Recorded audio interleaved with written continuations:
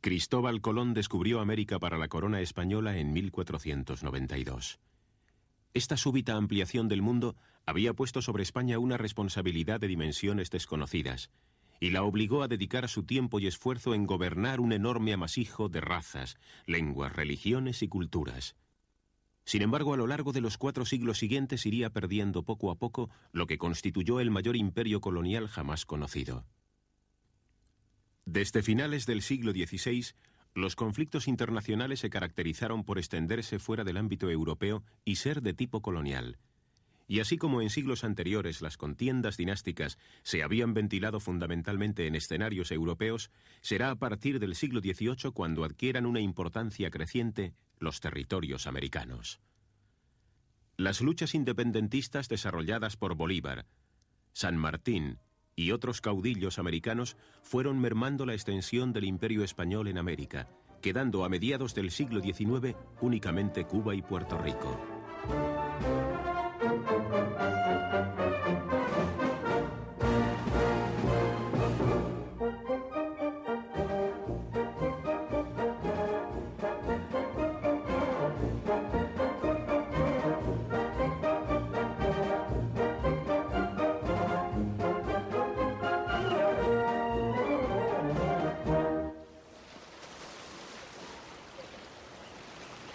Cuba, origen y desencadenante final de la pérdida de las Antillas españolas, tuvo intentos separatistas por parte de sectores reformistas cubanos desde comienzos del siglo XIX. Pero España siempre los anuló, bien comprando su silencio en base a concesiones económicas y autorizaciones para la trata de esclavos, bien por la fuerza.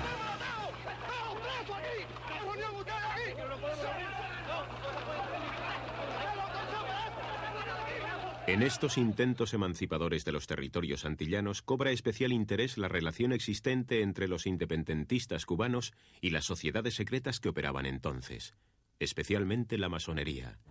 No creo que la masonería como institución haya influido en lo absoluto en la independencia de Cuba. Sin embargo, los hombres que militaban en ella sí participaron, intervinieron y dieron sus vidas, incluso en beneficio de la independencia.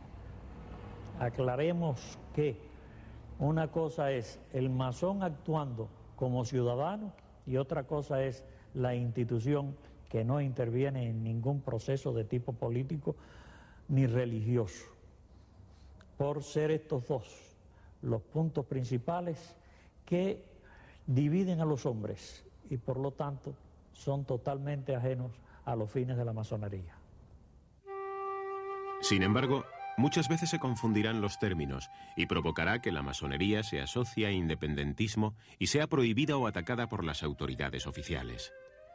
Y tampoco debe olvidarse el temor que la masonería despertó dentro de la propia Iglesia Católica, que veía en la sociedad fraternal un enorme y amenazante poder. En cualquier caso, la conciencia patriótica cubana se configura en medio de una fuerte influencia norteamericana, que en determinados momentos de su historia se identifica con unos claros objetivos anexionistas en el Caribe. Este interés norteamericano por el área del Caribe venía, sin embargo, de bastante tiempo atrás. En 1823, el presidente norteamericano Monroe proclama la doctrina América para los americanos, piedra angular de su política exterior respecto a Europa e Iberoamérica. Aquello constituía una clara advertencia a las potencias europeas, especialmente a Gran Bretaña y España. Tras la anexión de Texas y California, que formaban parte de México, en 1852 Estados Unidos manifiesta al gobierno español su deseo de comprarle la isla de Cuba por 100 millones de pesos. En 1868 se produce en la isla un levantamiento que proclama la independencia de Cuba y que cuenta con el apoyo de casi todos los llamados libertadores, Céspedes, Agramonte y tantos otros, iniciándose así las guerras coloniales contra España. El llamamiento del líder cubano Céspedes en 1869 para que el gobierno de los Estados Unidos reconociera a Cuba como Estado soberano resucita la antigua cuestión de la compraventa de la isla, y un año después el presidente norteamericano Grant vuelve a plantear de nuevo la compra de Cuba a España. Esta práctica de la compraventa era por aquel entonces algo relativamente habitual. Los Estados Unidos habían comprado a España la Florida, a Francia la Luisiana, y habían terminado recientemente una gran operación, la compra a Rusia de todo el territorio de Alaska. No acertaban a comprender por qué España se negaba a vender Cuba, un territorio que desde 1812 estaba en el pensamiento oficial norteamericano.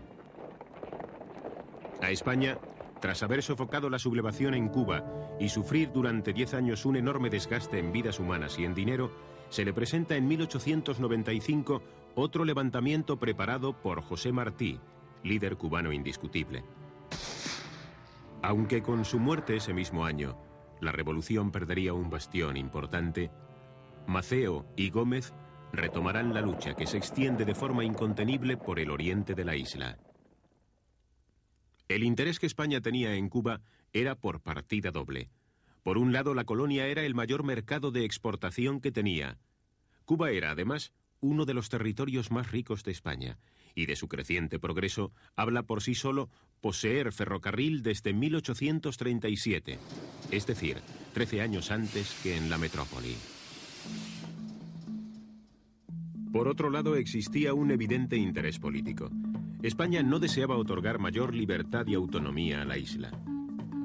Salvo algunas voces surgidas del sexenio revolucionario y de los republicanos de Pi y Margall, el gobierno y los diversos partidos políticos españoles creían absolutamente necesaria la intensificación de las operaciones militares para terminar con la molesta insurrección. Pronto las vías de conseguir que fuerza plomo calientes y balas americanas. Se produce en la sociedad española una exaltación patriótica que induce a los gobernantes, aristocracia, partidos políticos, periódicos y a la casi totalidad de los españoles a pedir de forma unánime mano dura en Cuba. El avance revolucionario en este periodo de la guerra y la incapacidad de frenar la insurrección mambisa provocó en febrero de 1896 la sustitución del general Martínez Campos por Valeriano Bayler al frente del gobierno español en la isla. Bayler, con sus duras medidas represivas, hizo desaparecer por completo cualquier posibilidad de acuerdo de paz. Pidió más tropas y llevó al teatro de operaciones más de 200.000 hombres, prometiendo terminar con la insurrección en 2 años.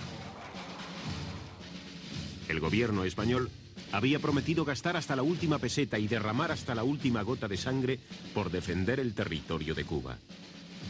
Si se tiene en cuenta que con la ley de reclutamiento de 1885, un quinto podía redimirse del servicio militar obligatorio, que por entonces duraba 8 años, mediante el pago de 2.000 pesetas, fueron las clases más pobres y humildes las que llevaron la peor parte en este drama de la guerra.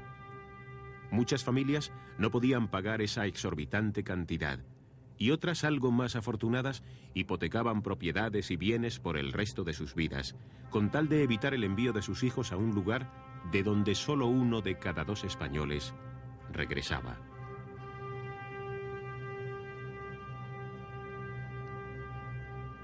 Mientras tanto, en Cuba, el general Bayler ordenó la concentración de campesinos en lugares donde hubiera guarniciones españolas, quedándose la agricultura de la isla desatendida y agudizándose el malestar y el hambre entre la población.